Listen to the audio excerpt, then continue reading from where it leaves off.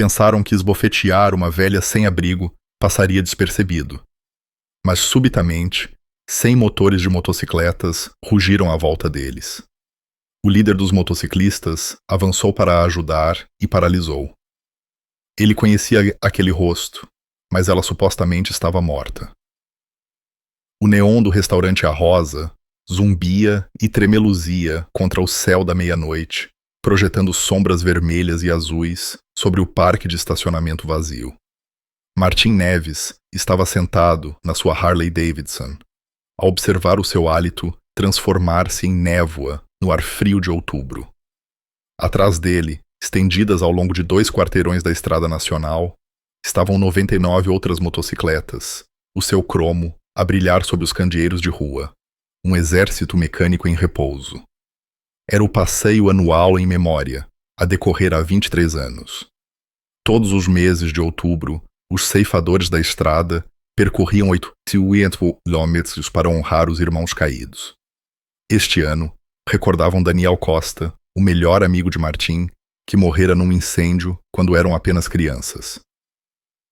A pausa para o café está quase a acabar, chefe, gritou o urso, o segundo no comando de Martim. Um homem enorme, com uma barba grisalha que lhe chegava ao peito. Temos mais 1 hora até o local do memorial. Martim acenou com a cabeça, mas não se moveu. Algo parecia errado naquela noite. O ar estava demasiado silencioso, demasiado parado. Foi então que ele a viu. Uma velha arrastava-se pela calçada do outro lado da rua, empurrando um carrinho de compras, cheio de sacos de plástico e cobertores rasgados. As suas roupas pendiam soltas no seu corpo magro, e ela movia-se lentamente, como se cada passo doesse. Murmurava para si mesma, de cabeça baixa, perdida, no seu próprio mundo.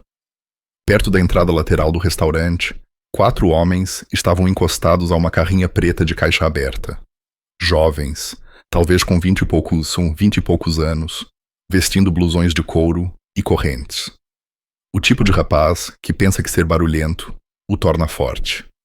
Estavam a passar uma garrafa, rindo exageradamente de piadas que provavelmente não tinham graça. O maxilar de Martim apertou. Ele já tinha visto aquele filme. A roda do carrinho da velha prendeu-se numa fenda do pavimento, guinchou para o lado e ela tropeçou, embatendo no mais alto dos 4 homens. O seu ombro mal roçou o braço dele. Vê por onde andas, lixo! Gritou o homem, empurrando o carrinho dela. A velha caiu para trás, embatendo no cimento com um baque nauseante. O seu carrinho virou, derramando tudo para a rua. Latas, jornais, um sapato gasto. Ei! Martim saltou da mota antes de perceber que se tinha movido. Mas o homem alto ainda não tinha acabado. Ele avançou e esbofeteou a velha no rosto. O som estalou na noite como um tiro. Isto é o que ganhas por me tocares, sua porca imunda. Ele não terminou a frase. O motor do Martim rugiu, seguido instantaneamente por outros 99. O som era ensurdecedor. Um trovão mecânico que abanou janelas e disparou alarmes de carros a 3 quarteirões de distância. Os 4 brutos paralisaram. Martim liderou a carga através da rua, o seu farol inundando a cena com luz branca. Em segundos, PCTU e 30 motociclistas formaram um semicírculo à volta dos brutos, as suas motas em ponto morto, como feras a rosnar, prontas para atacar. Os motociclistas restantes bloquearam todas as saídas, cortando qualquer rota de fuga. O homem alto tentou parecer corajoso, mas a sua mão tremia. O que é que querem? Martim desmontou e passou por ele como se não existisse. Ajoelhou-se ao lado da velha que segurava o rosto, lágrimas escorrendo pelas suas bochechas envelhecidas. Minha senhora, está magoada. A voz de Martim era gentil, completamente diferente da fúria que lhe ardia nos olhos. Ela olhou para ele e por um momento o mundo parou de girar. O coração de Martim bateu forte nas costelas. Não, não podia ser. O rosto da mulher, mesmo por baixo da sujidade, das rugas, dos anos de vida difícil, era inconfundível. Os mesmos olhos verdes, a mesma pequena cicatriz acima da sobrancelha esquerda, a mesma maneira como inclinava a cabeça quando estava assustada. Evelina. O nome saiu como um sussurro. Os olhos da velha arregalaram-se. Os seus lábios entreabriram-se, mas nenhum som saiu. Evelina Costa. Atrás dele, Urso avançou. Chefe, conhece-a? Martim não conseguia falar. A sua mente recuava no tempo, 23 anos, até a última vez que vira aquela mulher no funeral de Daniel. Ela era jovem naquela altura, talvez 45, com cabelo ruivo e um sorriso que podia iluminar uma sala. Abraçara Martim tão apertado que ele mal conseguia respirar e dissera-lhe que Daniel o amava como a um irmão. Depois, desaparecera. A polícia procurara durante meses. A sua casa estava vazia. O seu carro tinha desaparecido. Nenhuma nota, nenhuma explicação. Todos assumiram que ela tinha fugido da dor. Talvez até se tivesse magoado, num sítio onde ninguém a encontrasse. E agora ali estava ela, sem abrigo e espancada no parque de estacionamento de um restaurante de beira de estrada. Martim, ela sussurrou, e ouvir o seu nome dos lábios dela quebrou algo dentro dele. Sim, sou eu, Dona Costa. Um dos brutos fez menção de se mover na direção da sua carrinha. Urso interpôs-se, de braços cruzados. Acho que não, miúdo. O homem alto tentou salvar o seu orgulho. Olhe, nós não sabíamos que ela era... Cala-te. A voz de Martim era gelada. Ele nem sequer olhou para eles. Urso, chama-te a polícia. Quero estes 4 presos por agressão. Não pode, começou o homem alto. Martim finalmente se virou para o encarar. A fúria nos seus olhos fez o bruto dar um passo involuntário para trás. Posso e vou. Acabaste de cometer o maior erro da tua vida patética. A voz de Martim era baixa, mortal. Sabes o que acontece quando magoas alguém à frente de 100 motociclistas? Descobres muito rapidamente que nem todos os monstros usam máscaras. 2 dos brutos mais jovens já estavam pálidos. O quarto, um tipo com uma tatuagem de cobra no pescoço, não estava a olhar para Martim. Estava a olhar para Evelina com uma expressão que Martim não conseguia decifrar. Reconhecimento, medo. Chefe, o urso disse calmamente. Estão a fugir. Martim olhou para trás. O bruto da tatuagem da cobra já tinha corrido em direção à carrinha. Os outros seguiram-no, amontoando-se enquanto o motor rugia. Deixem-nos ir, disse Martim, ainda ao observar Evelina. Temos as matrículas. Não vão longe. Mas enquanto a carrinha saía do parque de estacionamento, levantando gravilha, Martim viu o tipo da tatuagem da cobra a olhar para Evelina através da janela. E desta vez, Martim teve a certeza. Não era apenas medo. Era reconhecimento. O homem conhecia-a. Urso ajudou Evelina a levantar-se, enquanto 2 outros motociclistas recolhiam os seus pertences. Alguém trouxe um blusão. Outro trouxe água e uma sanduíche do restaurante. Dona Costa, disse Martim suavemente. O que lhe aconteceu? Onde esteve? Ela deu um trêmulo gole na água, as mãos a tremer. Quando olhou para ele, os seus olhos estavam cheios de segredos e sombras. Não devias ter parado, Martim, sussurrou ela. Eles sabem que estou aqui agora. Sabem que voltei. Quem são esses brutos?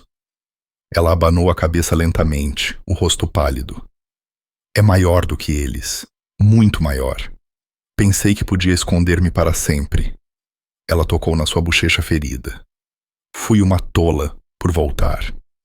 O sangue de Martim gelou. Voltar para quê? Evelina olhou para os 100 motociclistas que os rodeavam, depois de volta para Martim. Uma lágrima escorreu pela sua bochecha. Para acabar o que comecei há 23 anos, na noite em que Daniel morreu. Martim sentiu o chão a deslocar-se debaixo dos seus pés. De que é que estás a falar? Daniel morreu num acidente, um incêndio num armazém. Evelina abanou a cabeça e, quando falou, a sua voz era quase inaudível. Não foi um acidente, Martim. E eu sou a única que pode prová-lo. Martim olhou para Evelina, a sua mente a recusar-se a aceitar o que ela acabara de dizer. A morte de Daniel não foi um acidente. Durante 23 anos, ele acreditou que o seu melhor amigo morrera devido a uma avaria elétrica num velho armazém. O relatório do perito de incêndios dizia-o claramente: falha elétrica, acidente trágico, caso encerrado. Precisas de me explicar isso, disse Martim, com a voz tensa. Agora mesmo. Evelina olhou nervosamente para a estrada onde os brutos tinham desaparecido. Aqui não, eles vão voltar com mais gente. Precisamos de nos mexer. Chefe, interrompeu o urso, segurando o telemóvel. A polícia está há 5 minutos. Devemos esperar? Martim tomou uma decisão em microsegundos. Se aqueles brutos estivessem ligados a algo de há 23 anos, a última coisa que ele queria era Evelina, sentada numa esquadra, onde qualquer pessoa a pudesse encontrar. Não, vamos levá-la conosco. Virou-se para Evelina. Consegues ir na garupa de uma mota? Ela acenou, apertando mais o blusão à sua volta. Urso, leva-a na tua. Eu lidero. O resto, formação, padrão. Martim levantou a voz para que todos os motociclistas pudessem ouvir. Estamos a caminho da sede do clube. Mantenham-se juntos. Mantenham-se alertas. Algo não está certo nesta noite. Em 2 minutos, o comboio estava em movimento novamente. Evelina sentava-se atrás de Urso, os seus braços finos enrolados à volta do seu corpo maciço. Martim liderava na frente, mas a sua mente corria mais depressa do que o seu motor. Daniel Costa tinha sido seu irmão em tudo, exceto no sangue. Cresceram na mesma rua, aprenderam a andar de mota juntos, meteram-se em sarilhos juntos. No dia do incêndio, Daniel dissera ao Martim que ia ao velho armazém da Ribeira buscar umas ferramentas que o seu pai lá tinha deixado anos antes. Martim quisera ir com ele, mas tinha um jogo de futebol. Quando o jogo acabou, Daniel estava morto. Martim recordava-se de Evelina no funeral, o rosto vazio de dor. Ela tinha perdido o marido para o cancro apenas 2 anos antes. Daniel era tudo ao que lhe restava. 1 semana depois de o enterrarem, ela desaparecera. A sede do clube ficava a 30 quilômetros da cidade, um celeiro convertido rodeado por bosques. Era o santuário dos ceifadores da estrada, um lugar onde o mundo exterior não os podia alcançar. Quando as motas passaram pelo portão, luzes de movimento inundaram a propriedade.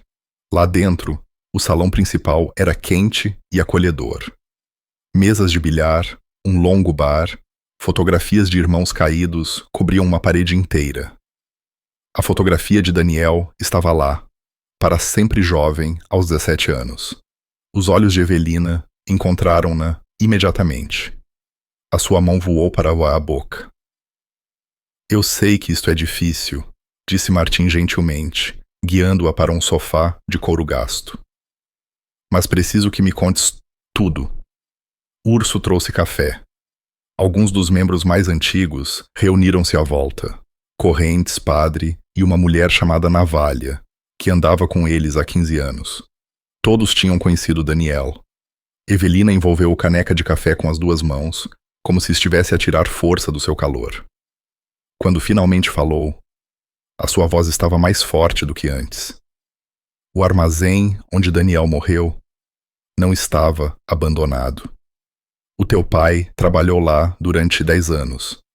Não trabalhou, Martim? Martim acenou lentamente. Sim, antes de a fábrica fechar. Ele era capataz na companhia de expedição da Ribeira. O meu também, disse Evelina. Frank trabalhou lá até ficar doente. Antes de morrer, ele contou-me uma coisa. Fez-me prometer que não contaria lá a ninguém. Disse que era demasiado perigoso. As suas mãos tremeram. Mas depois de Daniel morrer, eu não consegui ficar calada. O que é que ele te disse? Perguntou Navalha, inclinando-se para a frente. O armazém não estava vazio. Estava a ser usado para armazenamento. Armazenamento ilegal. Armas, drogas, talvez pior. Frank tropeçou nisso por acidente uma noite quando voltou para buscar as suas ferramentas. Viu caixotes a serem carregados, homens com armas. Eles não o viram, mas ele reconheceu alguns deles. Pessoas locais, polícias, empresários. O sangue de Martim gelou. E Daniel? Os olhos de Evelina encheram-se de lágrimas. Daniel foi buscar as ferramentas do pai dele, as mesmas que Frank tinha mencionado. Eu acho que alguém o viu. Talvez ele tenha visto algo que não devia. O incêndio não foi um acidente, Martim. Eles mataram-no para o manterem calado. A sala ficou em silêncio. Martim conseguia ouvir o seu próprio coração a bater nos ouvidos. Tens provas? A voz de Urso estava mortalmente calma. Frank fez cópias dos manifestos de embarque, registros, fotografias. Escondeu-os no armazém num sítio que só ele conhecia. Antes de morrer, ele disse-me onde. Eu ia buscá-los depois do funeral. Mas... Ela fez uma pausa, a sua voz embargada. Mas depois, Daniel morreu da mesma forma que Frank temia. Percebi que me matariam também se soubessem que eu tinha essa informação. Por isso, fugi. Durante 23 anos, disse Padre em voz baixa, tive de o fazer. Mudei de nome, continuei a mudar-me, mantive-me invisível. Mas há 6 meses, ouvi dizer que o armazém ia ser demolido. Se eu não apanhasse as provas de Frank agora, elas desapareceriam para sempre. Todos os que mataram o meu filho ficariam impunes. Martim levantou-se, os punhos cerrados. Os brutos, de ontem à noite. Eles reconheceram-te. Evelina acenou. O que tinha a tatuagem da cobra? O pai dele era um dos homens que Frank fotografou. Eu vi a fotografia dele há anos. Ele tem os mesmos olhos. Ela olhou para Martim, o seu rosto assombrado. Eles têm estado a vigiar aquele armazém, Martim, à espera de ver se alguém aparece à procura. É por isso que ainda estão lá depois de todos estes anos. Navalha praguejou em voz baixa. Isto é maior do que pensávamos. É uma conspiração, disse Correntes. Tem de ser, se durou tanto tempo. Martim dirigiu-se à fotografia de Daniel na parede. O seu melhor amigo sorria para ele, congelado no tempo, nunca sabendo que tinha sido assassinado. Dona Costa, disse Martim sem se virar. Onde exatamente é que Frank escondeu esta prova? No antigo túnel de manutenção, por baixo do armazém, atrás de um painel falso, na sala elétrica. Martim virou-se para encarar a sua equipa. O olhar nos seus olhos fez até Urso endireitar-se. Então, é para lá que vamos. Vamos buscar essa prova. E vamos garantir que todos os responsáveis pela morte de Daniel pagam pelo que fizeram. Evelina levantou-se, a sua voz firme pela primeira vez naquela noite. Há outra coisa que precisam de saber. Aquele armazém está agendado para demolição em 48 horas. As palavras pairaram no ar como uma sentença de morte. 48 horas. 2 dias para recuperar provas escondidas durante mais de 2 décadas, guardadas por pessoas dispostas a matar para manter os seus segredos enterrados. Martim andou de um lado para o outro no salão, as suas botas ecoando no chão de madeira. Precisamos de um plano. Não podemos simplesmente ir a um armazém que está a ser ativamente vigiado. Na verdade, disse o urso, tirando o telemóvel. Podemos ter uma vantagem. O meu primo trabalha para ir para a empresa de demolições. Deixa-me fazer uma chamada. Enquanto o urso saía, Navalha trouxe um prato de comida à Evelina. A velha comia mecanicamente, os seus olhos distantes. Martim sentou-se à sua frente, a estudar o rosto que pensara nunca mais ver. Dona Costa, preciso de lhe perguntar uma coisa. Ela olhou para cima, um pedaço de pão a meio caminho da boca.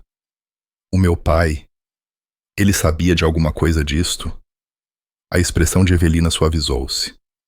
Frank nunca me disse se Marcos sabia, mas o teu pai era um bom homem, Martim. Se soubesse, teria feito algo. Ele morreu há 5 anos, disse Martim calmamente. Ataque cardíaco. Rápido e indolor. Pelo menos foi o que os médicos disseram. Algo brilhou no rosto de Evelina. Reconhecimento, talvez, ou medo. Que idade tinha ele? 62. O quê? Frank tinha 61 quando o cancro o levou. Disseram que era agressivo. Surgiu do nada. Ela pousou o pão, o apetite desaparecido. Martim. Frank era o homem mais saudável que eu conhecia. Não fumava. Raramente bebia. De repente, cancro de estágio 4 no fígado. Morto em 3 meses. O estômago de Martim afundou. Achaste que alguém o envenenou? Eu acho que homens que matam rapazes de 17 anos não hesitam em eliminar quem os ameace. A voz de Evelina era amarga. Frank trabalhou naquele armazém durante uma década. Conhecia cada centímetro. Se eles suspeitassem que ele tinha visto algo ou contado a alguém. O urso voltou para dentro, o rosto sombrio. Demolição marcada para quinta-feira de manhã. 6 horas. Vão trazer as bolas de demolição ao amanhecer. Isso dá-nos amanhã à noite. Uma só chance, disse Correntes. A mais, continuou o urso. O meu primo diz que o local tem estado estranho. Segurança extra, pessoas a aparecer a horas estranhas.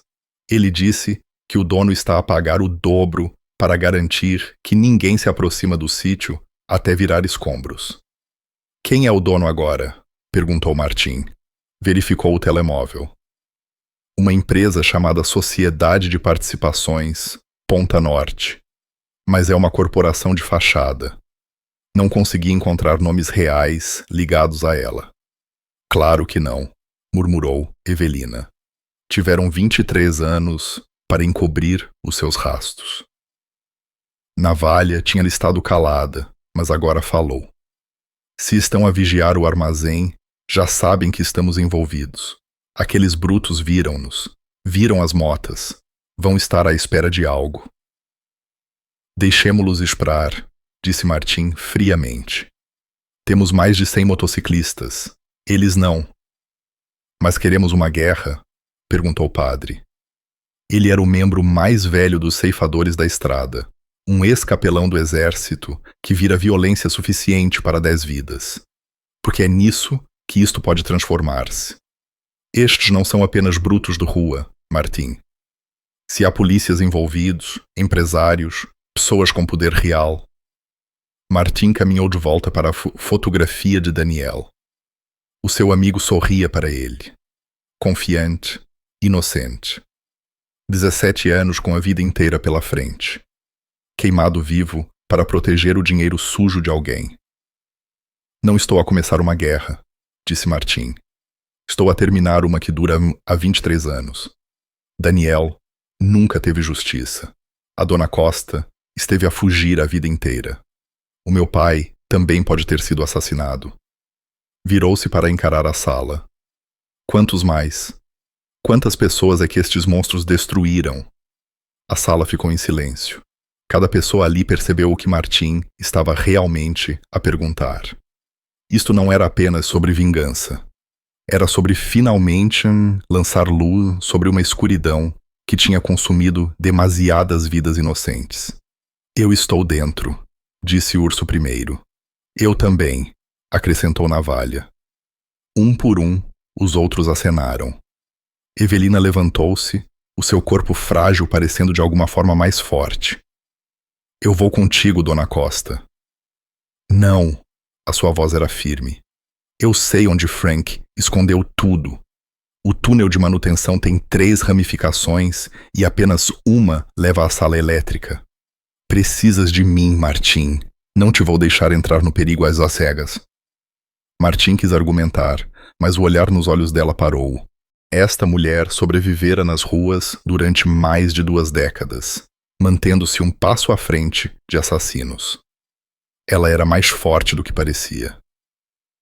Está bem, mas ficas na carrinha. Guias-nos por rádio, nada mais. Ela acenou relutantemente. O urso estendeu um mapa sobre a mesa de bilhar. Ok, vamos descobrir como vamos fazer isto.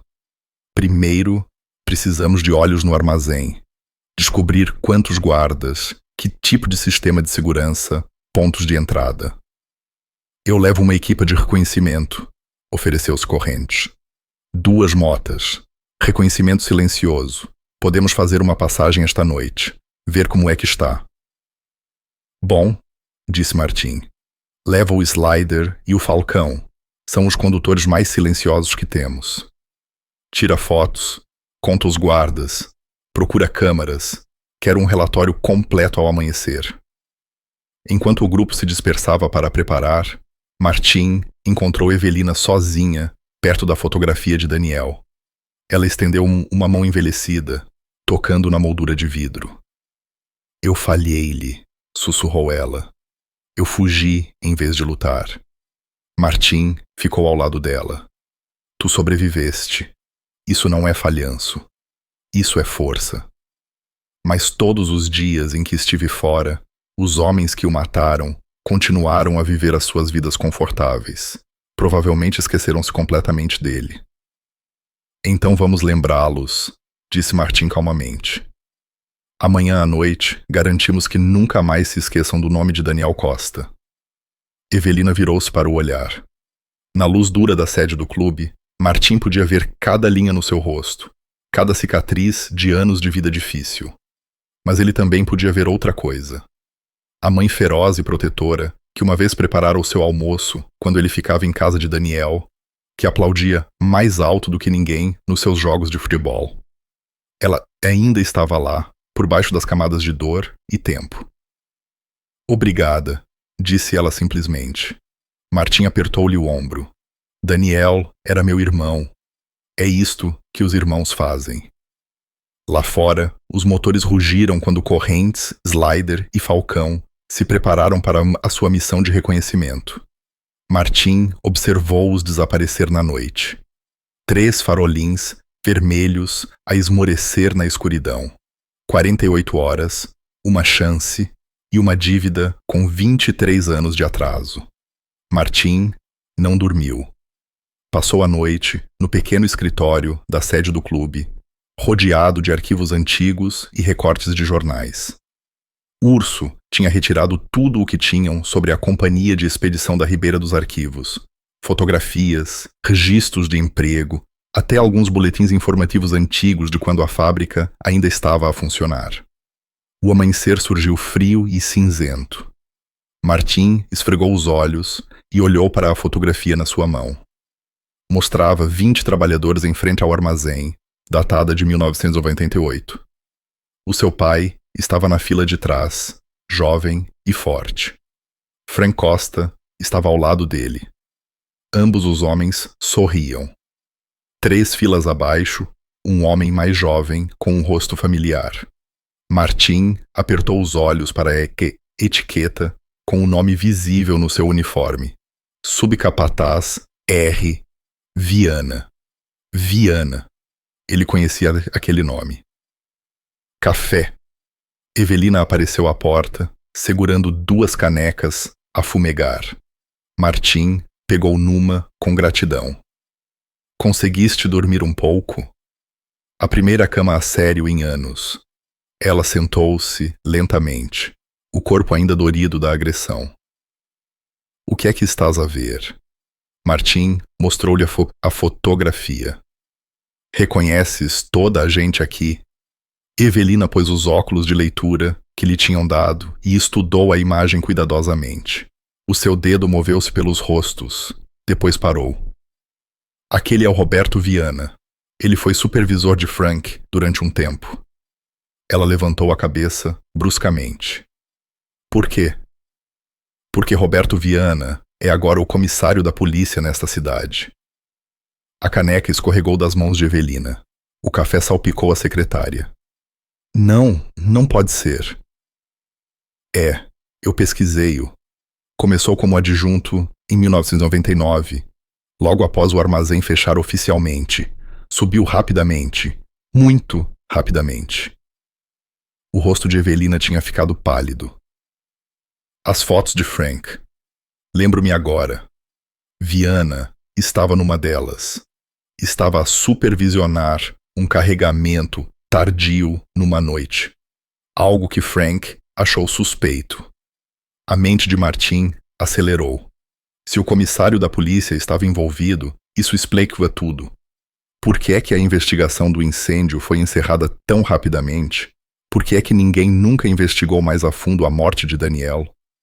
Por que é que o cancro de Frank poderia ter sido arranjado?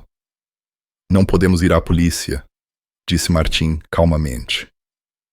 Não, Evelina concordou. Não podemos. A porta do escritório abriu-se de repente. Correntes, Slider e Falcão entraram, exaustos, mas ligados à adrenalina. Chefe, precisa de ver isto, disse Correntes, tirando o telemóvel. As fotografias mostravam o armazém da Ribeira de múltiplos ângulos. O edifício era maciço, 3 andares, de tijolo a desmoronar e janelas partidas, mas não estava abandonado. Holofotes tinham sido instalados à volta do perímetro. 2 guaritas eram visíveis na entrada principal. Contamos 6 guardas em rotação, relatou Falcão. Armados. Vimos pistolas em pelo menos 3 deles. Câmaras de segurança? Perguntou Martim. Sim, detetamos uma em cada canto do edifício. Slider ampliou uma das fotografias.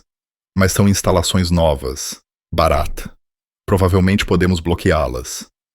E a entrada do túnel que a dona Costa mencionou? Evelina debruçou-se sobre a secretária. O túnel de manutenção tem um ponto de acesso exterior no lado norte do edifício. Está escondido atrás de arbustos crescidos. Frank usava-o quando precisava de verificar os sistemas elétricos. Correntes folheou mais fotografias. É isto. Ele mostrou uma imagem de uma porta de metal enferrujada, quase invisível debaixo de camadas de vegetação. É isso, confirmou Evelina. Os guardas não patrulham esse lado, acrescentou Slider. Ficam-se pela frente e pelo lado leste. O lado norte é cego. Martim sentiu a plataforma a formar-se. Portanto, atacamo-los de 2 direções. Criamos uma distração na frente. Puxamos os guardas para lá. Uma pequena equipa entra pelo túnel. Quão pequena? Perguntou Urso da porta. Ele tinha estado a ouvir. 3 pessoas. Eu. Alguém que conheça túneis e a dona Costa no rádio para nos guiar. Eu fui engenheira de combate no Iraque, disse Navalha, aparecendo atrás de Urso. Passei 2 anos a limpar redes insurgentes subterrâneas. Conheço túneis. Bom, estás comigo. Urso abanou a cabeça.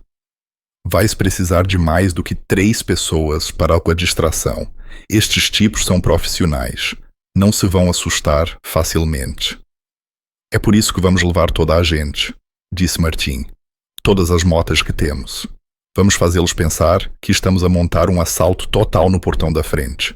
Barulhento, visível, impossível de ignorar. Enquanto eles estão focados nisso, Navalha e eu entramos sorrateiramente nas traseiras. E se correr mal? Perguntou o padre calmamente. Martim encontrou os seus olhos. Então improvisamos. Mas esta é a nossa única chance. Depois de amanhã de manhã, aquele edifício é pó. Evelina pigarreou. Há mais uma coisa. A sala elétrica, onde Frank escondeu tudo, fica na parte mais profunda do sistema de túneis, e o túnel inunda quando chove. Todos olharam para as janelas. Nuvens escuras estavam a acumular-se no horizonte. Previsão? Perguntou Martim. Falcão verificou o telemóvel. Tempestades a começar esta noite por volta da meia-noite. Chuva forte esperada. Perfeito, disse Martim sarcasticamente. Portanto, precisamos de entrar e sair antes de a tempestade atingir, ou arriscamos afogarmos-nos num túnel enquanto procuramos provas. Ou esperamos até depois da tempestade, sugeriu o urso. Não há tempo. A demolição começa ao amanhecer. A tempestade vai atingir esta noite, o que significa que amanhã o túnel ainda pode estar inundado. Vamos esta noite antes de a chuva começar.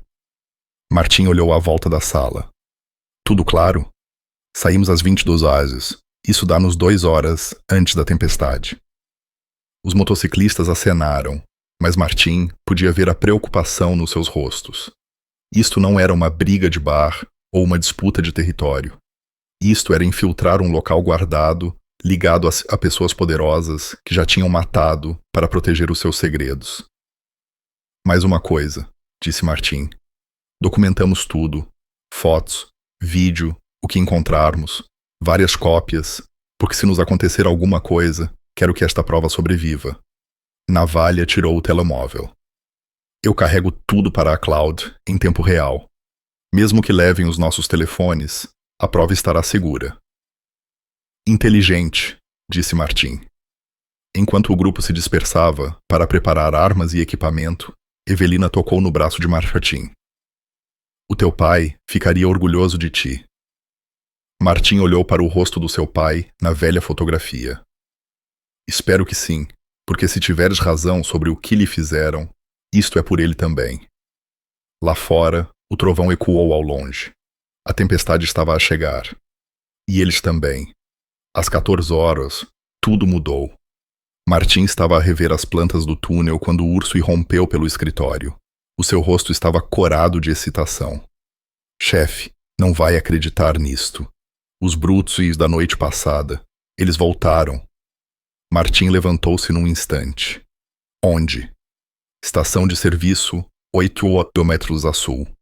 Falcão avistou a carrinha deles enquanto ia buscar provisões. Mesma matrícula. Estão sozinhos? Falcão diz que estão os 4 mais 2 outros tipos, maiores, com aspecto profissional. Martim agarrou o blusão. Dá-me uma imagem. Agora. 10 minutos depois, Martim e Urso estavam a ver um feed de vídeo ao vivo no telemóvel de Urso. Falcão tinha se posicionado do outro lado da rua em relação a esta estação de serviço. A câmera ampliada nas carrinha preta. Os 4 brutos da noite passada estavam lá, mas não eram a parte interessante. 2 homens em fatos caros estavam ao lado de um Mercedes preto a falar com o bruto da tatuagem da cobra.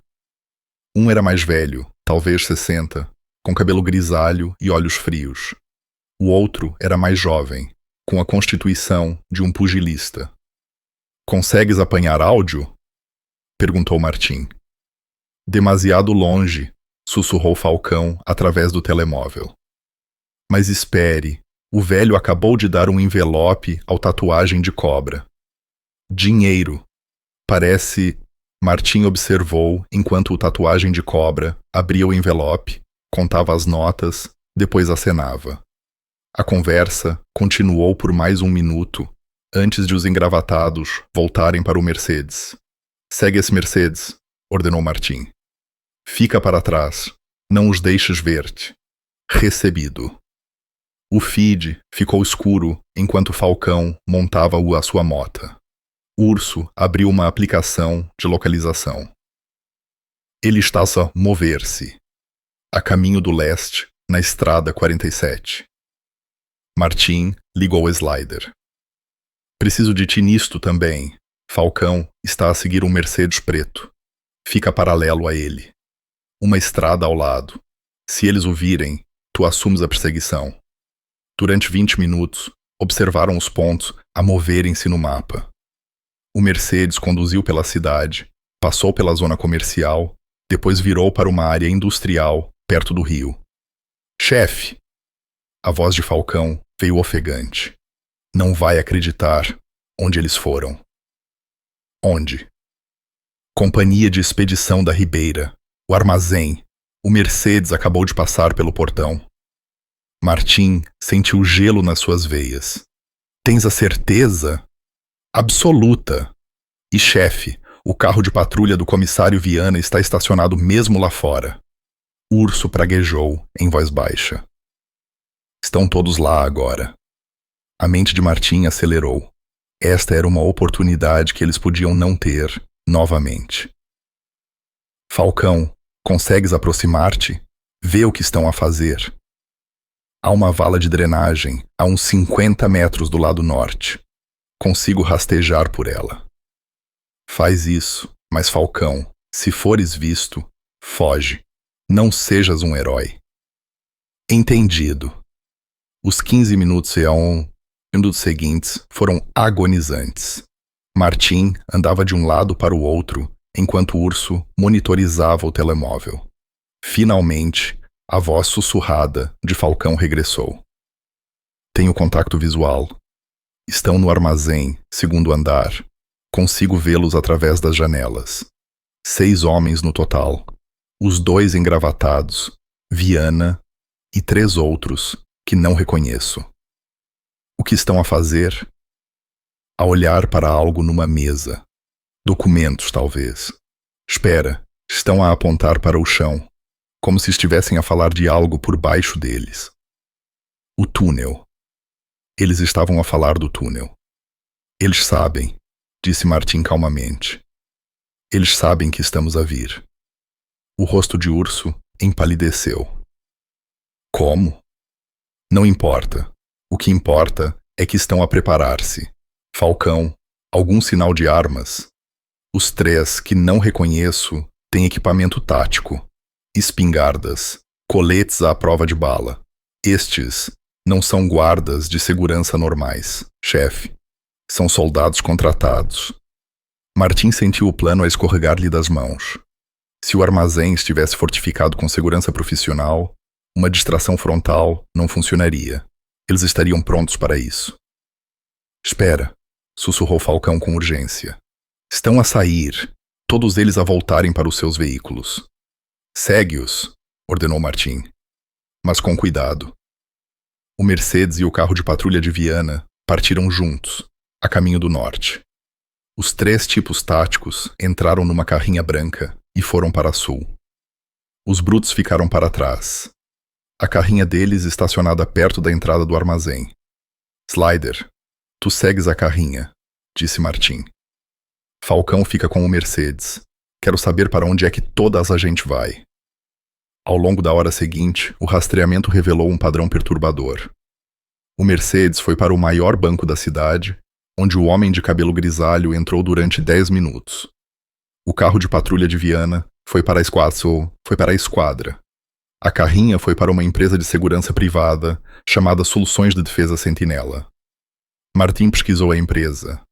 Ex-empreiteiros militares, caros, discretos, o tipo de pessoas que não faziam perguntas.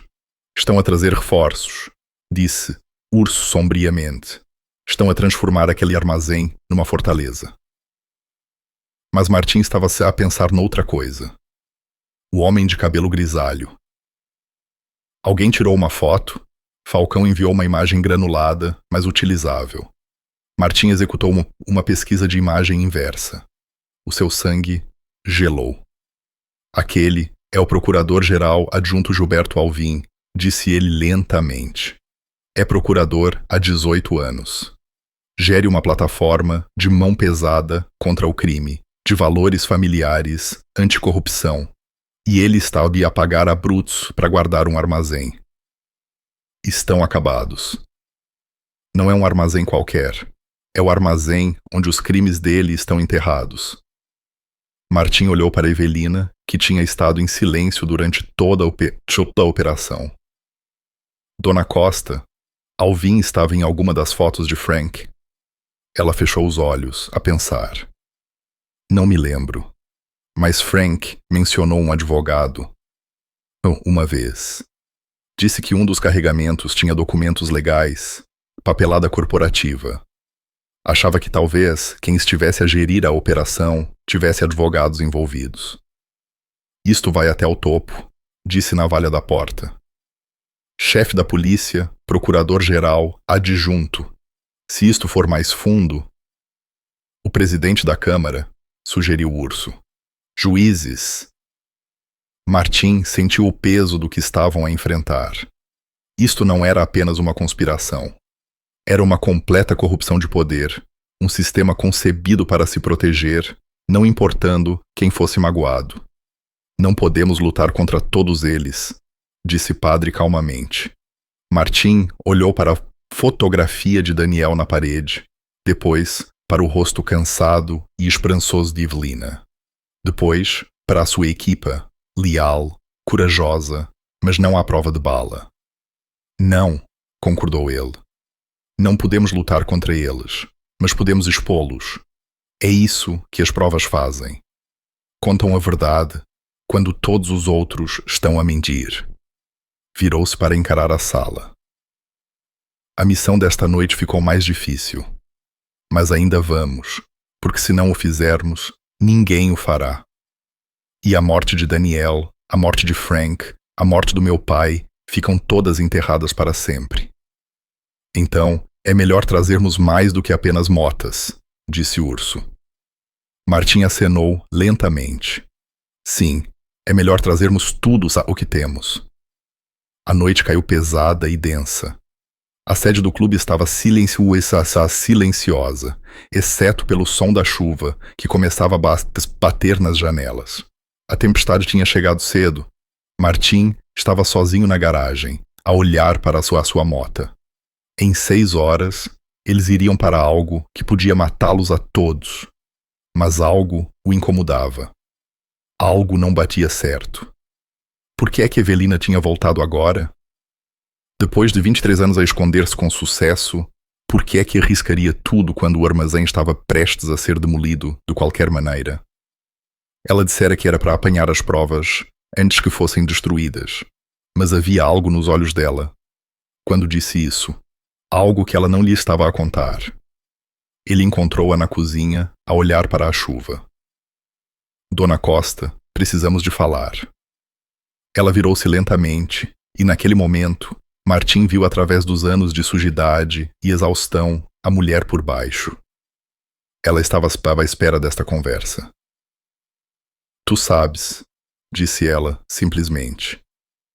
Eu sei que não me estás a contar tudo. A questão é por quê. Evelina sentou-se pesadamente, as suas mãos a tremer. Quando falou, a sua voz era quase inaudível por causa da chuva. Frank não escondeu apenas provas naquele armazém, Martim. Ele escondeu outra coisa. Algo que vale mais do que quaisquer documentos legais ou fotografias. O estômago de Martim apertou. O quê? 2 milhões de euros. Em dinheiro. As palavras atingiram-no como um golpe físico.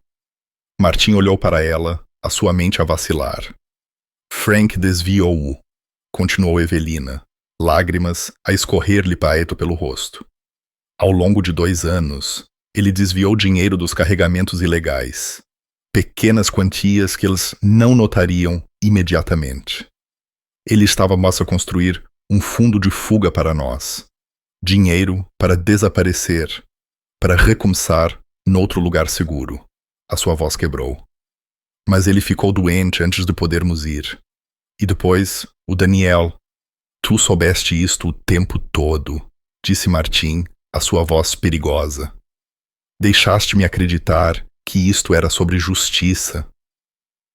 É sobre justiça, ripostou Evelina, o seu corpo frágil a tremer. Mas também é sobre sobrevivência. Martim, sabes o que é viver nas ruas durante 23 anos? Comer de caixotes do lixo, dormir em portas, ser invisível, porque se alguém te notasse, estarias morta. Então, isto é sobre dinheiro. Não, a sua voz estalou com emoção. Isto é sobre finalmente ter o poder de ripostar. Com esse dinheiro, posso contratar advogados que não são corruptos. Posso comprar proteção. Posso ir para um lugar seguro e divulgar as provas de Frank sem ser morta 5 minutos depois. Não vês? As provas sozinhas não valem nada se elas não valem nada se eu estiver morta antes que alguém as veja. Eles vão simplesmente enterrá-las de novo como enterraram Daniel. Martim afastou-se, a sua mente a girar. Usaste-nos. Usaste a minha dor, a minha amizade com Daniel para meteres as mãos em 2 milhões de euros. Eu usei o teu amor pelo meu filho para finalmente lhe fazer justiça, respondeu Evelina. Sim, eu preciso desse dinheiro para sobreviver, mas também preciso das provas de Frank para garantir que esses homens pagam. Ambas as coisas podem ser verdade, Martim. A porta da cozinha abriu-se. Urso estava lá, o seu rosto ilegível. Atrás dele estavam navalha, correntes e padre. Eles tinham ouvido tudo. Quanto é que sabias disto? Perguntou Martim a Urso. Acabei de descobrir. Slider estava a investigar o passado de Frank Costa. Encontrou alguns registros financeiros antigos. Notou a discrepância. A voz de Urso estava fria. Dinheiro desapareceu da expedição da Ribeira nos mesmos anos em que Frank estava a guardar registros. Pensamos que fazia parte da corrupção. Afinal, era ele. Evelina olhou para cada um deles, desafiadora, apesar das suas lágrimas. Frank estava a morrer. Nós não tínhamos nada. Aqueles homens estavam a fazer milhões com drogas e armas, enquanto as pessoas desta cidade lutavam para comer. Ele pegou no que precisava para proteger a sua família. Não me vou desculpar por isso. O teu marido era um ladrão, disse Navalha categoricamente. O meu marido estava desesperado, rebateu Evelina. E pagou por isso com a vida. Eles envenenaram-no. Eu sei que o fizeram. Quando perceberam que o dinheiro estava a faltar, rastrearam-no até Frank. O cancro foi apenas a sua história de cobertura. Martim caminhou até a janela, a observar a chuva escorrer pelo vidro. Tudo era diferente agora. Esta não era uma simples missão pela justiça. Estava emaranhada com dinheiro, roubo, sobrevivência. O dinheiro muda o que eles fizeram a Daniel? Perguntou o padre calmamente. A pergunta pairou no ar. Martim virou-se para encará-los. Não, disse ele finalmente. Daniel era inocente. Eles assassinaram-no. Isso não muda, não importa o que Frank tenha feito. Mas estamos a arriscar as nossas vidas para ajudar o enriquecer, disse Urso. Estamos a arriscar as nossas vidas para expor assassinos, corrigiu Martim. O que acontece ao dinheiro, depois disso, cabe à Dona Costa. Evelina limpou os olhos. Juro-vos, Martim, na campa de Daniel. Se apanharmos essas provas, eu divulgo-as. Todos os documentos, todas as fotografias, todas as peças de prova que Frank recolheu. O dinheiro é apenas para eu conseguir sobreviver o tempo suficiente para os ver castigados. E se pegares no dinheiro e fugires? Desafiou Navalha. Então saberão que menti e passarei o resto da minha vida a ser exatamente o que pensam que sou. Uma cobarde e uma ladra. A voz de Evelina estava firme agora. Mas eu não vou fugir. Desta vez, não. Devo isso ao Daniel. Martim olhou para a sua equipa. O rosto de Urso era de pedra. Navalha parecia enojada. Correntes parecia em conflito. Padre era ilegível. Voto, disse Martim. Vamos continuar com isto, sabendo-se o que sabemos agora, ou afastamo-nos. Um por um, as mãos levantaram-se. Urso foi o último, o seu maxilar apertado, mas a sua mão subiu. Continuamos, disse Martim. Mas Dona Costa, entenda isto. Se nos traíres, se pegares nesse dinheiro e desapareceres sem divulgar as provas, nós vamos encontrar-te. E não haverá lugar na terra onde te possas esconder dos ceifadores da estrada. Evelina encontrou os seus olhos e acenou. Eu entendo. Lá fora, a tempestade intensificou-se. Um relâmpago rasgou o céu. Eles tinham 3 horas até a missão, e agora Martim sabia que eles estavam a ir tanto pela fortuna de um ladrão quanto pela justiça de um amigo. A questão era, poderiam ambas as coisas sobreviver à noite? 22h47. A chuva tinha parado, deixando as ruas escorregadias e a brilhar sob os candeeiros de rua dispersos. Martim liderou o comboio através de estradas secundárias, os motores a ribombar como um trovão distante. 103 motociclistas a moverem-se em formação perfeita.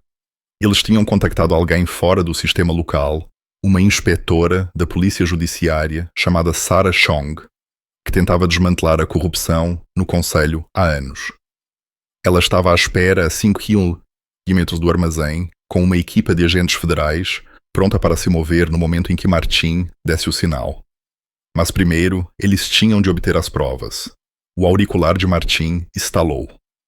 Equipa Alfa em posição, Urso relatou. Ele liderava 50 motas até a entrada principal do armazém para a distração. Equipa Bravo pronta, acrescentou Correntes. A sua equipa bloquearia a estrada de acesso sul, cortando reforços. Estado da equipa do túnel? Perguntou Martim. A voz de Navalha veio do seu lado. Prontos para invadir. Dona Costa, é contigo.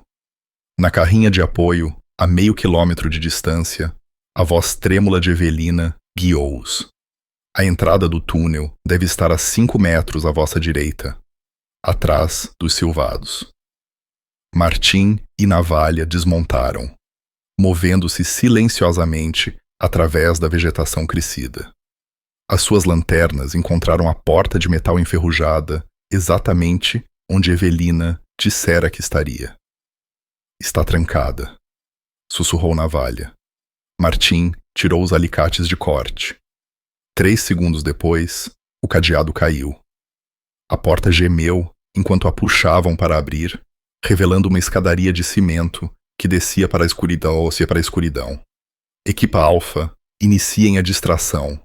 Agora. A 1,5 quilômetros de distância, a equipa de Urso rugiu. 50 motocicletas aceleraram em direção ao portão do armazém, faróis a brilhar, motores a gritar. O som era apocalíptico.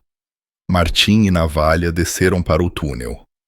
O ar estava frio e úmido, a cheirar a ferrugem e decomposição. A água pingava do teto, acumulando-se no chão. A sala elétrica é em frente, depois à esquerda, no primeiro cruzamento. A voz de Evelina guiou-os. Aproximadamente 60 metros. Eles moveram-se rapidamente, os seus passos a chapinhar em poças rasas. A lanterna de Martim vislumbrava canos antigos, tijolo a desmoronar e grafites de décadas passadas. Acima deles, ouviram gritos abafados. A distração estava a funcionar.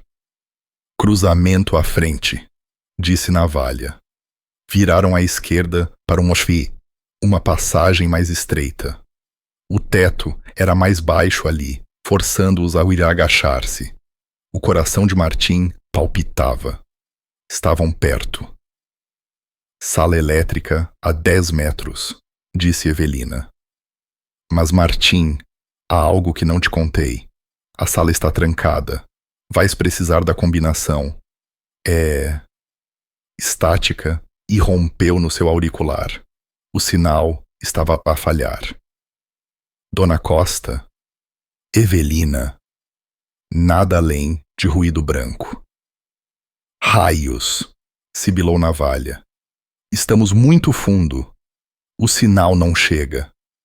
A mente de Martim acelerou. Eles tinham chegado até aqui. Ele não ia voltar atrás. Encontramos outra maneira de entrar. Chegaram à sala elétrica. A porta era de aço institucional com um cadeado de combinação que parecia de nível militar. Isto não estava aqui no tempo de Frank, disse Navalha, examinando-o. Adicionaram isto recentemente. Sabiam que alguém podia vir à procura. Martim estudou a moldura da porta. Cimento velho, enfraquecido por danos causados pela água. A porta é forte, mas a parede não é. Consegues derrubá-la? Navalha tirou uma pequena carga moldada da sua mochila. Grau militar. Precisamente medida. Isto vai servir, mas o barulho vai fazer com que todos venham a correr. Então é melhor sermos rápidos. Martim usou o rádio para Urso. Vamos fazer barulho cá embaixo. Prepara-te para recuar se as coisas correrem mal. Recebido, chefe. Navalha colocou a carga e eles recuaram para a esquina. A explosão foi abafada pelo túnel, mas ainda poderosa o suficiente para sacudir pó do teto. Quando regressaram, uma secção da parede tinha colapsado, deixando uma abertura grande o suficiente para se espremerem. Lá dentro, a sala elétrica era exatamente como Evelina a descrevera. Disjuntores antigos forravam as paredes. No canto mais afastado, havia um painel que parecia ligeiramente diferente dos outros. Parafusos mais novos, menos ferrugem. Martim abriu-o com uma alavanca. Atrás dele estava um pequeno cofre embutido na parede. Claro, murmurou Navalha. Outra fechadura. Mas esta era antiga, da era de Frank. Martim tirou um pequeno pé de cabra e encaixou-o na costura. Com a ajuda de Navalha, eles forçaram-no a abrir com um guincho de metal. Lá dentro estavam 3 sacos impermeáveis. As mãos de Martim tremeram enquanto abria o primeiro. Documentos, dezenas deles, manifestos de embarque com datas alteradas, fotografias de homens a carregar caixotes não marcados, registros financeiros mostrando pagamentos a contas offshore. O segundo saco continha mais fotografias. O fôlego de Martim parou. Ali estava o procurador-geral, adjunto Alvim, 20 anos mais jovem, a apertar as mãos de um homem que Martim não reconheceu. Atrás deles, caixotes marcados com códigos de envio internacionais. Outra fotografia mostrava o comissário Viana, em roupas civis, a contar dinheiro. O terceiro saco estava pesado. Martim já sabia o que era antes de o abrir. Pilhas de notas de 100 euros seladas a vácuo.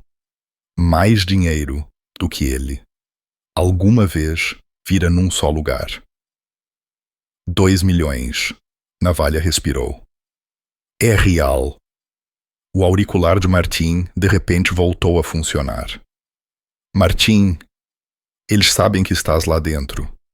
Estão a enviar pessoas para o túnel. Sai já. Martim enfiou os documentos e um maço de dinheiro no blusão. Leva o resto do dinheiro, disse a Navalha. Movemo-nos agora. Eles espremeram-se de volta pelo buraco e correram. Atrás deles, feixes de lanternas perfuravam a escuridão. Vozes ecoavam pelos túneis. Vira à esquerda! Vai! Martim gritou.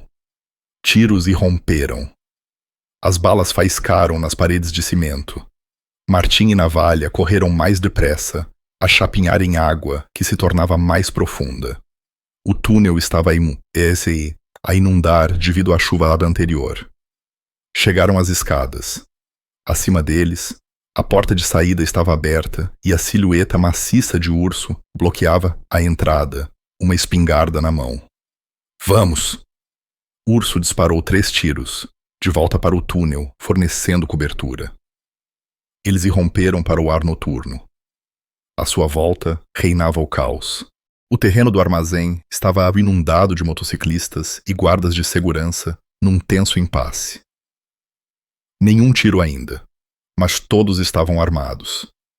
Martim viu a carrinha branca, Soluções de Defesa Sentinela, estacionada no portão, e ao lado, o carro de patrulha do comissário Viana.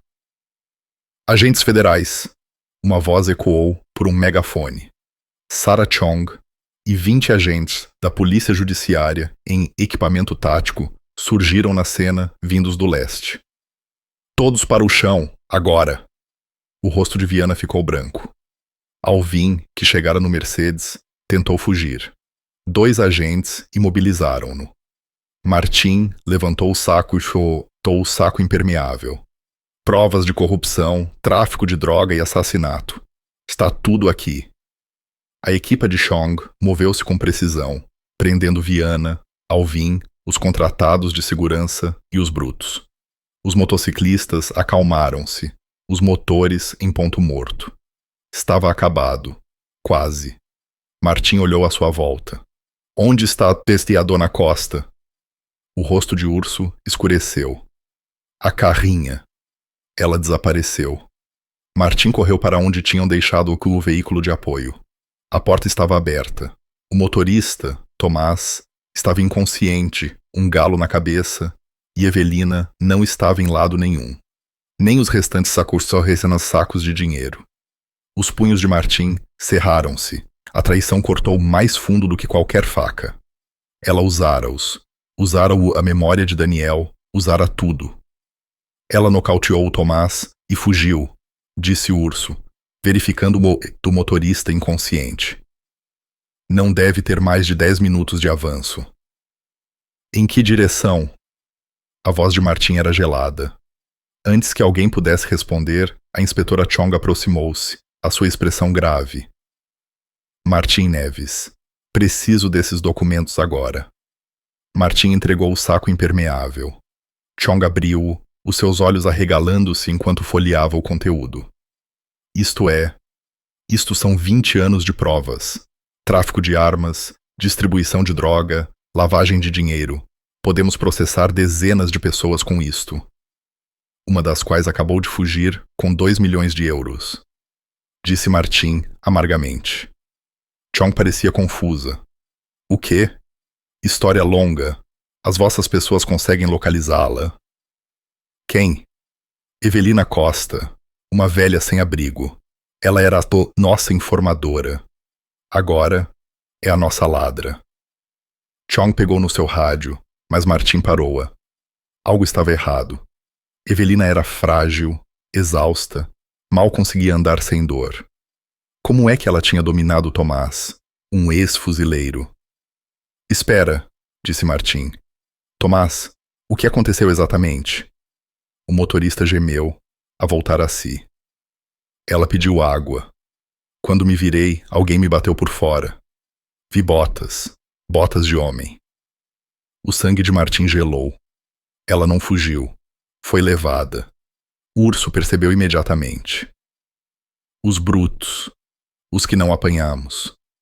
Chong já estava no rádio. Todas as unidades. Temos possível situação de reféns. Mulher idosa vista pela última vez na estrada T-47. Navalha interrompeu, apontando para o seu telemóvel. Eu marquei um dos sacos de dinheiro com um rastreador GPS. Velho hábito dos meus dias no exército. Stasio ia mover-se para leste na estrada 47, a caminho do rio. Martim estava na sua mota antes que alguém pudesse detê-lo. Urso, Navalha, Correntes comigo. Todos os outros ficam aqui e cooperam com a PJ. 4 motocicletas rugiram pela noite. O GPS movia-se depressa. Eles estavam num veículo, provavelmente a carrinha dos brutos. Martim levou a sua Harley ao limite, o motor a gritar. Estão a ir para a velha ponte! Gritou Correntes por cima do vento. Aqui está a condenada. Martim conhecia. Uma ponte de aço enferrujada que atravessava o rio, marcada para demolição. Por que é que iriam para lá? Chegaram à ponte 5 minutos depois. A carrinha preta estava abandonada na entrada. Portas abertas. Martim conseguia ouvir vozes a ecoar da estrutura da ponte. Os 4 motociclistas desmontaram, movendo-se silenciosamente. A mão de Martim foi para a pistola na sua anca. Ele esperava nunca precisar dela naquela noite. És uma ponta solta, velhota. Uma voz rosnou. O bruto da tatuagem da cobra. Viana pode estar preso, mas ele tem amigos. Querem esta confusão resolvida. Por favor, a voz de Evelina, fraca e aterrorizada. Levem o dinheiro. Deixem-me ir. Não podemos fazer isso. Sabes demais. Martim pisou a ponte, as suas botas a retinir no metal. Deixa-a ir. 3 brutos que viraram-se. O tatuagem de cobra segurava Evelina pelo braço, a pendurá-la sobre a grade da ponte. Lá embaixo, o rio agitava-se preto e violento, inchado pela tempestade. Fica para trás ou ela cai, gritou o tatuagem de cobra. Urso, navalha e correntes espalharam-se, cercando-o. Os outros 2 brutos tiraram facas, parecendo desesperados. Acabou, disse Martim calmamente.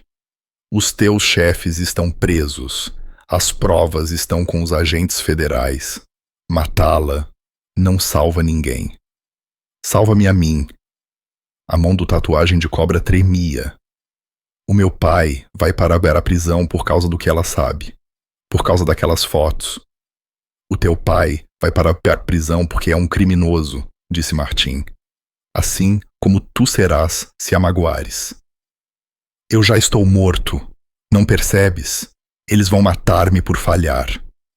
Martim viu-o então. O medo nos olhos do jovem. Ele não era um criminoso endurecido. Era um miúdo assustado a tentar proteger a sua família. A afogar-se em consequências das quais não podia escapar. Então, para de falhar, disse Martim calmamente. Deixa-a ir. Testemunha contra as pessoas que te puseram aqui. Os federais vão proteger-te, dar-te um novo começo. Não sabes do que é que eles são capazes.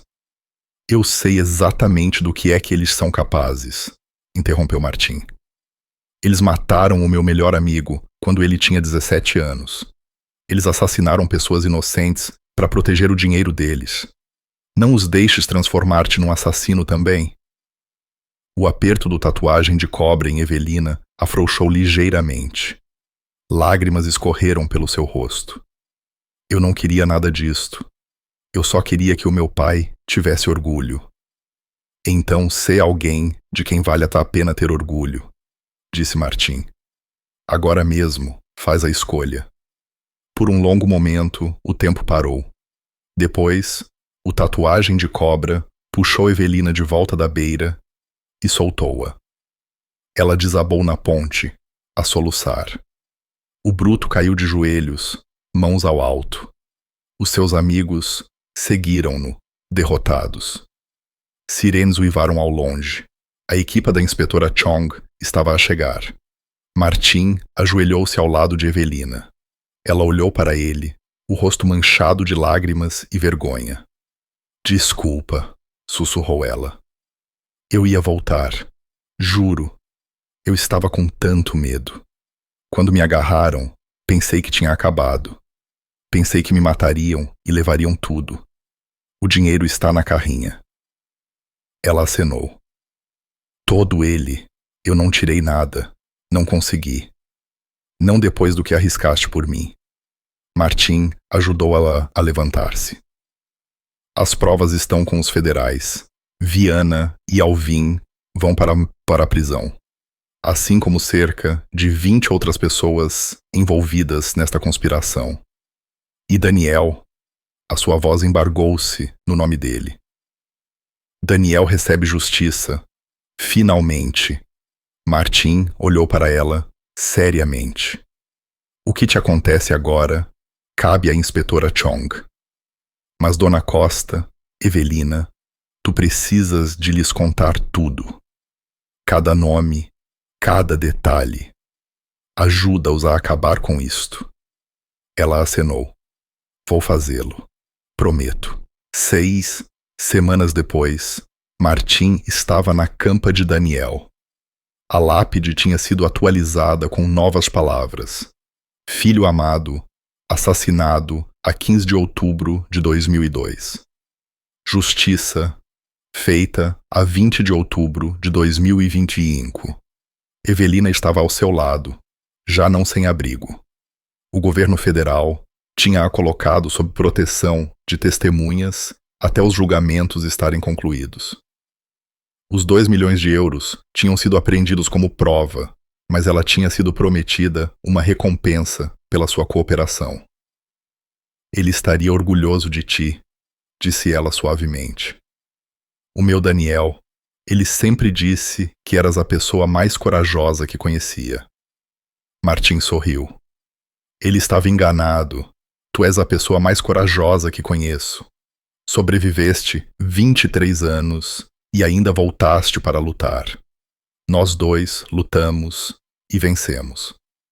Ficaram em silêncio, a recordar. Depois, Evelina apertou-lhe a mão e afastou-se, agentes à espera para o escoltar para um lugar seguro. Martim ficou mais depois, a falar com o seu amigo como fazia quando eram crianças. Os brutos que esbofetearam uma velha aprenderam uma verdade brutal. Algumas mortes podem esconder-se durante décadas, mas, eventualmente, a justiça chega. E, por vezes, ela anda em 100 motocicletas, a rugir pela noite. Se gostou desta história, não se esqueça de subscrever o canal, deixar o seu comentário e gostar do vídeo.